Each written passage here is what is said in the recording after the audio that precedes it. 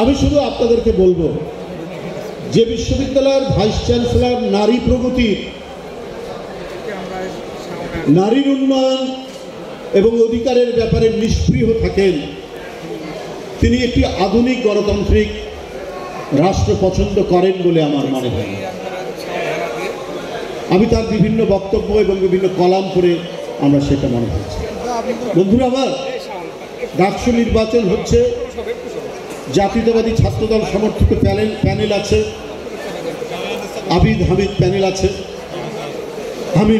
আবিদ হামিদ, আমরা শুনেছি শিবিরেরও প্যানেল আছে, বৈষম্য বিরোধী ছাত্র ঐক্যের তাদেরও প্যানেল আছে।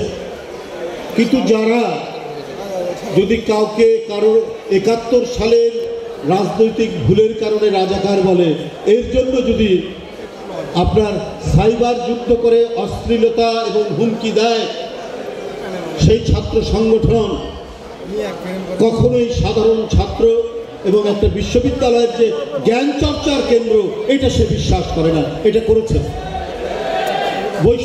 বৈষম্য বিরোধী ছাত্র ঐক্যের যে প্যানেল, তার যে ভিপি আব্দুল কাদের, সে একজনকে রাজাকার বলে কোথাও একটা পোস্ট দিয়েছিল। এই কারণে অসংখ্য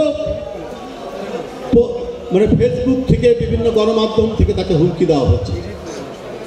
এটা এক ধরনের সাইবার বুলিং বলা হয়।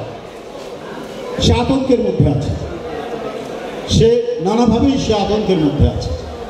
এটা কারা করছেন আপনারা জানেন।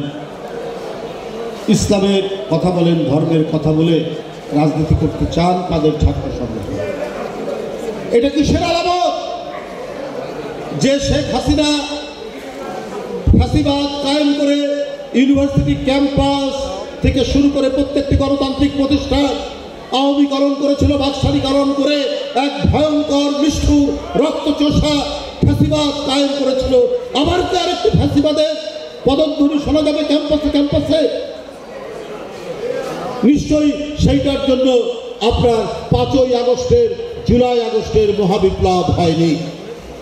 কিন্তু আমরা তো সেটা দেখছি।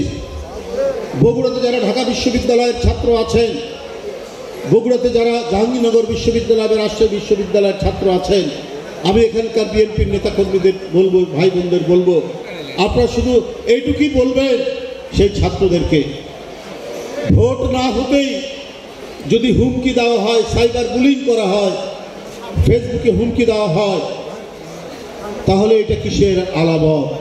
আমরা কি শেখ হাসিনার বর্বর যুগ থেকে আমরা আরেকটি অন্ধকার যুগের মধ্যে পা দেব? ফাহমিদা নামে একজন ছাত্রী, সে রিট করেছিল একটি, সেই রিট করার কারণে সেই ছাত্র সংগঠন, জামাত ইসলামের ছাত্র সংগঠন, তাকে নানাভাবে হুমকি দিয়ে, নানাভাবে অশ্লীল কথাবার্তা বলে তাকে মানসিকভাবে এমন পরিস্থিতি তৈরি করেছে, সে একটা পর্যুদস্ত হওয়ার মতো অবস্থা। তাহলে এইটার জন্য আপনার আহনাফ, এইটার জন্য মুগ্ধ, এইটার জন্য রংপুর বেগম রোকেয়া বিশ্ববিদ্যালয়ের আবু সাইদ, এইটার জন্য ছাত্রদল নেতা চট্টগ্রামের ওয়াসিম আকরাম, তারা জীবন দিল। আমরা জ্বলন্ত কড়াই থেকে আমরা চুলার মধ্যে, আপনার দগদগে আগুনের চুলার মধ্যে লাফ দিব? আমরা তো সেটা দিতে পারি না। আমাদেরকে মনে রাখতে হবে, আমরা কোনো মধ্যযুগে ফিরে যেতে পারি না, আমরা অন্ধকার যুগে ফিরে যেতে পারি না। শেখ হাসিনার বর্বর যুগকে পরাজিত করে আমরা আধুনিকতার পথে, আমরা গণতন্ত্রের পথে, প্রত্যেকটি মানুষের মানবিক অধিকার প্রতিষ্ঠার পক্ষে যারা লড়াই করবে, আমরা সেই দল বাংলাদেশ জাতীয়তাবাদী দল।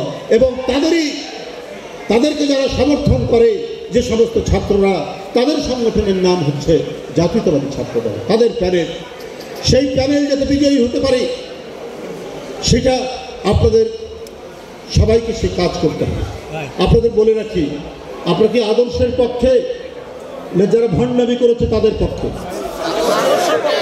ন্যায়ের পক্ষে, ন্যায্যতার পক্ষে, নাকি যারা লুকোচুরি করে সুবিধা আদায় করেছে? একদিকে আদর্শ, একটা স্বার্থান্বেষী গোষ্ঠী। ঢাকা বিশ্ববিদ্যালয়ের ওখানে নির্বাচন হচ্ছে সাধারণ ছাত্র। কিন্তু আমরা তো বাইরের আমরা গর্বিত, আমরা একসময় ছাত্র নেতা ছিলাম, এখানে বলেছে অনেকে।